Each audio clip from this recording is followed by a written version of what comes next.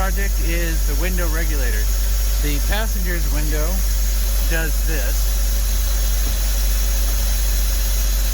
and then it's as high as it wants to go. Then you gotta kind of mess around with it to get it to go up. And if you close the door with the window up, then it lowers it back down to this point. So clearly it's not right. So we're gonna go ahead and take this door apart next. And I need to get this window all the way to the top, because in order to get the glass out, you got to get it to the top. So that's important. So whatever you got to do to get your window up, you may have to mess around with it. Okay, so on the Boxster passenger's door, we're going to replace the window regulator because we're pretty sure that's what's broke, because you can lift this glass up sometimes. So there's a screw down here in the door pocket. There's also one behind the handle, and then the rest is just body clips holding this panel to the door. Now you do have an airbag in here, so you will want to disconnect the battery once you get this window all the way up. Or you can disconnect the battery now, and then once you have this door panel disconnected, then you can roll the window up, whichever is most convenient for you. For me, it's going to be easier to get this window up so that I can get this door panel off and get this glass out before I start having other issues, because like I said, the window doesn't go all the way up sometimes. It really takes a lot of effort to get this thing to move. All right, so I need to get a Phillips head screwdriver, and I'll be back. Okay, and then the one other thing you're gonna need is a T30 once you get this plastic cover off. Now be gentle getting that off. It needs to be kind of wiggled to clear this clip here, and you gotta get this off here. And I don't know if this was a clip where this little broke piece looks like. I didn't see anything fall on the ground, so either A, it was broken prior, but I don't really see anything for it to hook onto, so I'm not really sure. The bottom has those little grooves, so there's a little catch down there on the bottom.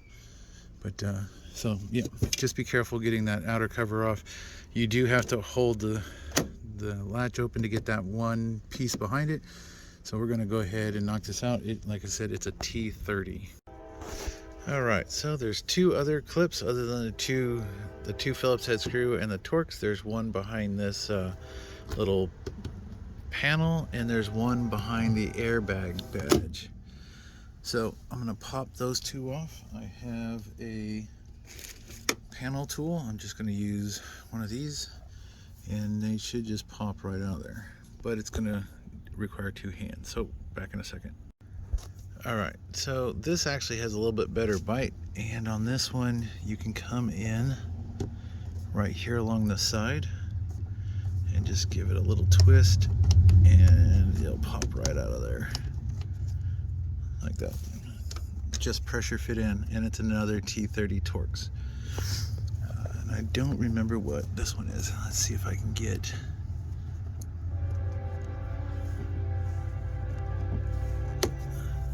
Might be a little bit of a challenge. Let's see if I can change positions.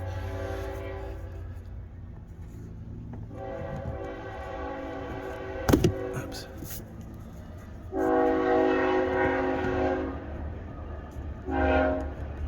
Alright, back in a second. Train's driving me nuts. Alright, so it's just pressure fit in there. It's got a little bit of a lip around it, nothing major. You do have to give a little bit of force. And then there is another Allen type, and I'm not sure what that is, maybe a 4 or a 5. So I'm gonna have to get another tool for that. So I'm gonna grab a tool and get these last two screws out. All right, so once you get the two Allens and the two T30 Torx and the Allen head, which regretfully my tool is messed up right where the size is, but I believe it's a 4 or 5. I'll have to find another one with a good one. Once you do that, then you can go ahead and pop the outer ring of the door panel off, and once you pull it out far enough, you can reach behind it and disconnect the wires. Now this little transistor thing, Not sure what this really does, but I think it's part of the lock. I don't know if I need to replace that because it slid out on its own. And this is your door latch cable. You just pinch the ends, it pops up, and then you can just unhook it from the door panel and off it comes. This is why we disconnected the battery. So next thing we're going to want to do is disconnect the airbag. The power has been disconnected for about 10 or 15 minutes. So once I get the airbag off, then I'm going to go ahead and plug the battery back in so I can raise this window. We got to pull these plastic caps. There's one here, there's one here, and there's some here underneath the door as well. We'll need to get to, so we can pop all these little plastic caps off, and they should just come out. So you can just reach underneath there and pop them off. Don't need a tool. You just need to be able to grab the edge of it, and that's how those come off. All right, so we're gonna get all that out of there. So these are the holes where we're gonna need to get to. We need the window so that we can fish a 10 mil through here and connect it to the bottom of the window track so we can pull that window up out of there. So that is important. So let's go ahead and get this out, and then we will move on to the next thing, which is getting the window rolled up. Okay, so I got the moisture barrier off in pretty much one piece without tearing it. What I found worked really well was to take a razor blade, and as you peel it off of this glue line, just kind of run it along the edge. And what I did was I started in the top corner and I ran it all the way to where the edge of the airbag was, because the glue along here was really hard to get off. So I just did the top part, came down, did the bottom, started here at the top, went to the edge, went all the way around the bottom, and then when all I had left was the airbag piece, I just flipped the dust cover up, or moisture barrier, whatever you want to call it, and then just took the razor blade and ran it right along the bottom edge, lifting and just cutting the glue line, and it came out without tearing it or stretching it. So that's that. So now I'm looking to see if I can see why the window isn't going up and down. I don't know how much tension these cables should have, and I don't know if this zip tie is stock. I don't see anything broken or laying in here, but it does sound chunky when it's going up and down. So hopefully it's not the motor and it is just the part, the window regulator itself.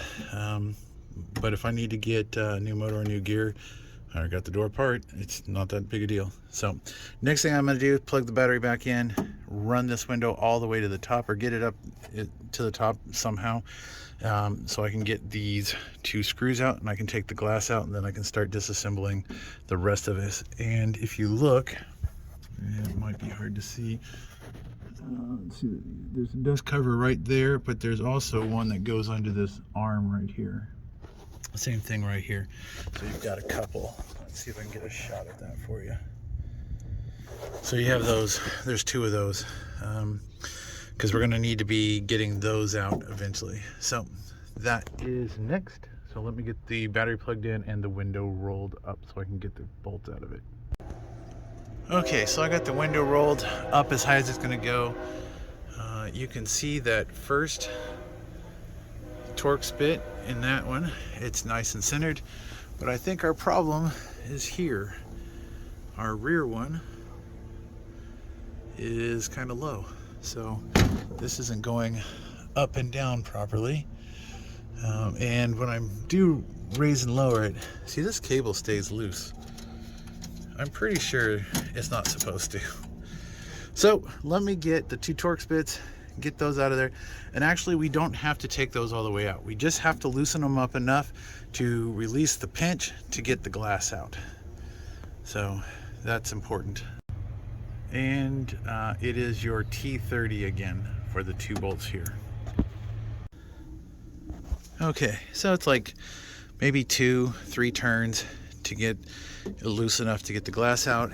And my back one, even though it was low, I just stuck my hand in the hole here and pushed up with my finger, and it was enough for me to get that one loose too. So now the glass is out. The next step is to see about, I believe I need to release this motor first, and then I can go ahead and start taking this out. So I'm gonna check the book or the internet. Actually, I think my 101 tips for the Boxster thing probably tells you. But so yeah, I'm gonna get this next. I believe it's these 3 screws, and then I can start trying to remove the rest. Okay, so next we're going to need to pull this one, these 3, and the 2 here at the bottom of these 2 tracks. They all should be the same 10s, so we're going to get those out. And from what I saw online, apparently this zip tie is factory, so I will be putting a zip tie back on here. Maybe this prevents this cable from rattling. But I guess somebody has been in this door, because I was informed that this is an adjuster, and the more of these that are in here means that this has been adjusted. Now it's still nice and tight on this side, but like I said, the cable itself is not. So somewhere along the line, the cable is not doing something. So maybe it's in the gear, maybe it's somewhere else, but we're gonna go ahead and replace this mechanism anyway, and get on that. So let me hunt down my tent, and then I will start taking this apart. All right, so the cable's not broke, but it is off here. It's supposed to go around this wheel, and if you look, this wheel is pretty broke. It's got some chunks taken out of it, so I'm just going to go ahead and replace this mechanism anyway. This way I can get a brand new cable in there, get it all adjusted properly, and go that route. But yeah, I don't believe the motor's damaged. I'm going to go ahead and get this apart so I can get the motor switched onto the new one. But yeah, it looks like where my problem was is right here. This wheel is broke. It's all wobbly and messed up, and this other one's not quite as wobbly, and it's not chewed up. This one actually has some parts chunked out of it. Where did I see that? Right there. So I guess it must have jumped off of the track at some point, or the cable jumped out of the thing at some point, and instead of fixing it, they just kept cranking it up and down. So, all right, what else we got? Oh, here's another one that's broke. Oh, and this one's off too. I didn't even notice that at first. It's actually behind the wheel. So here's the other reason why it's not working. So it looks like we had 2 off, and 2 broken wheels. So not catastrophic. It didn't snap the cable, but it did jump off the wheels in 2 locations. This one is sort of jammed. It doesn't turn at all because the cable's wedged behind it, and this one just freewheels. So you can see where it's been rubbing here, where the metal's all been depainted, and this one here is broke. So all right, good thing I ordered those. All right, so next is get the motor off, and then I had to figure out, because the box I got has both the left and a right in it, but they don't appear to be marked, so I'll need to double check and figure out which one is which. So back in a few. Okay, so this is the part number for the passenger side. This is the driver's side, and there's the part number for the driver's side. I did verify they're different, because I have the passenger side out here with the motor. I laid both of them on top, trying to get them in the same orientation. So I know that this one here that I have on top is my brand new passenger side. So some little differences is there is no adjuster down here, so you can't put these in here, which is fine because that thing has a bunch of tension on it already, both sides. So I'm not going to worry about it. I mean, car's what, 20 years old now anyway. Well, it will be next year. So going to go ahead and swap that in, and hopefully it'll be good for another 20 years. But yeah, just having the cables in the right spot should make life a lot easier. So I need to pull these three. They're 12s, and then I can take the motor off and reassemble it onto the new housing here. So be back in a second. All right, so I got the motor off, took the 3 12s out. There's a lot of crud in here. I'm gonna do, this has grease in here, so I'm gonna go ahead and put some grease in there to put it some back. There's no damage to the teeth of the motor, so that's gonna go right back on. And so yeah, so I double checked this motor just to make sure that when this bound up it didn't strip the teeth. It doesn't look like it did. The motor feels tight. I mean, it does move a little bit, but that's normal. This is an original motor, it says made in Germany, so this is an original from the looks of it.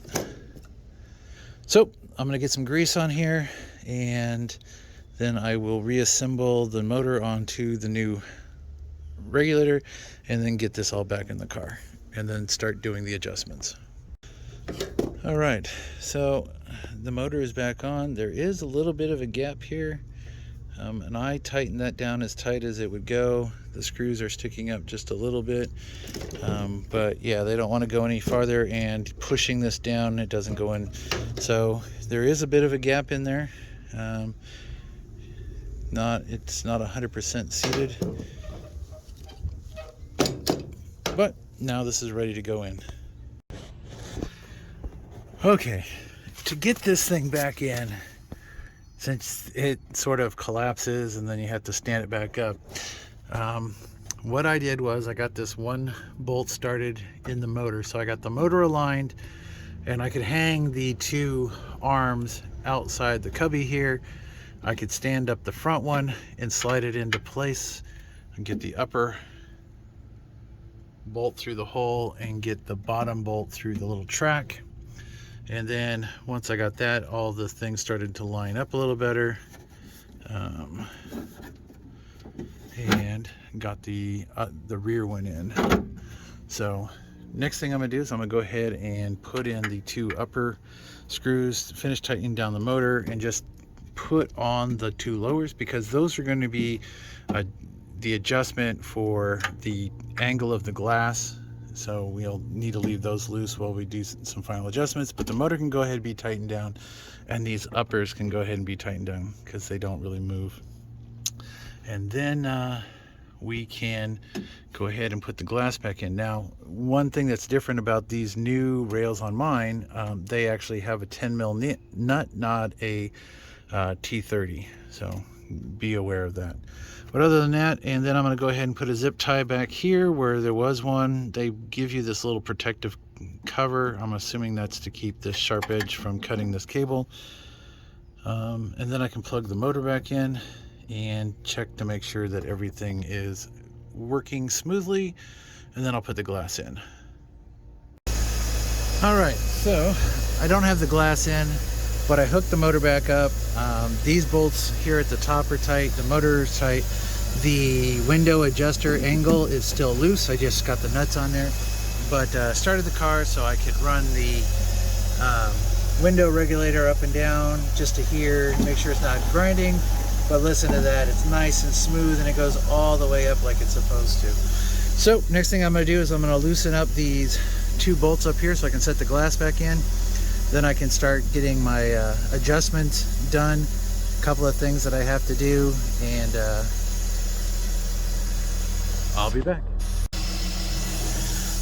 All right, now that we got the window in and it's sort of adjusted, there are 2 of these screws on either side of the track, right where you pinch in the glass. This will adjust the glass pitch and angle.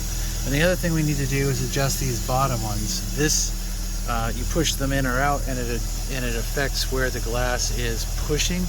Right now, you can see the glass is really pushing right here on this edge. It's pinched up this piece of rubber, where here it's not doing that. And we want to make sure that when we put it in, it doesn't push against the seal. So first thing I'm going to do is I've lowered the window down so I can adjust these 2 points down a little bit so that I can get centered in the door, and then I will work on adjusting this. Now there's a couple of videos, I'll put a link in the description to how to make the adjustments. They were very complicated, wax pencil, tape, and paper, I don't know. I'm just gonna eyeball it up and call it a day. So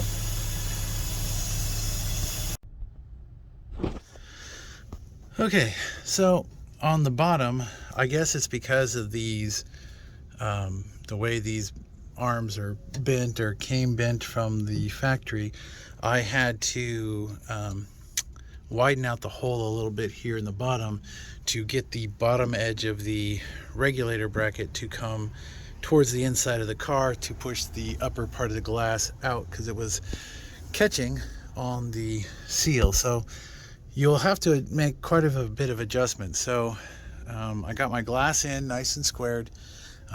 There are, on the factory ones, they were 6, what were they, E6s? They were E6s on these little adjusters that adjust the angle of the window, and on my aftermarkets they're E7s. So just in case you may need to know that. But the window's in and everything looks good. I've got everything aligned the best I can, and so my line here is pretty clean. I do have a little bit gap here, but there's really no place for me to move the window. And when it's closed, it's nice and tucked up in there, right where it's supposed to be. And when I open the door, it drops down and just clears. So I'm going to call that a success.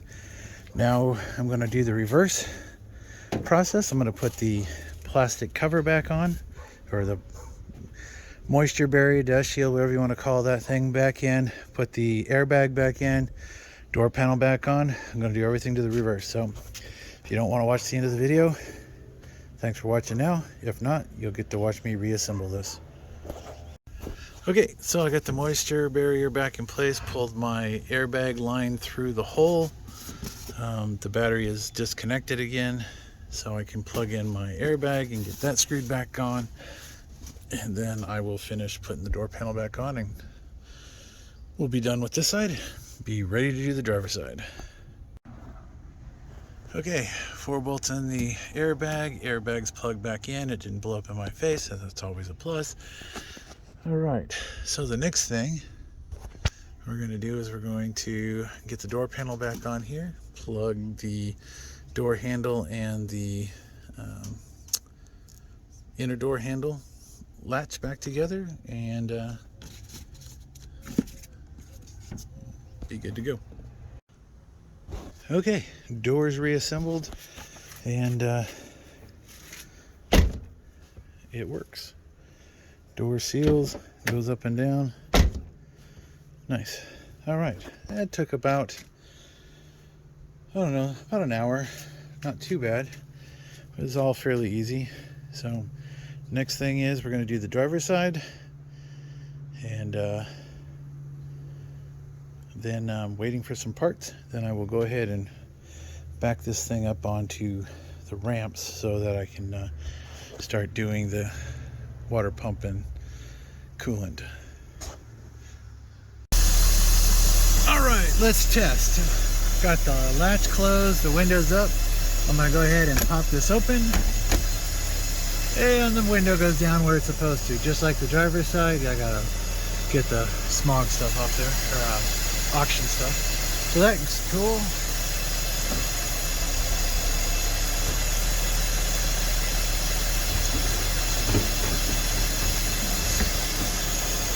Top is going up and down now.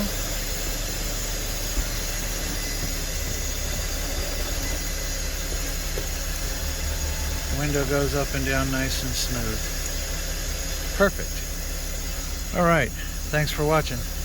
Next, I'm going to do the driver's side, but I don't think I need to do a separate video just for that.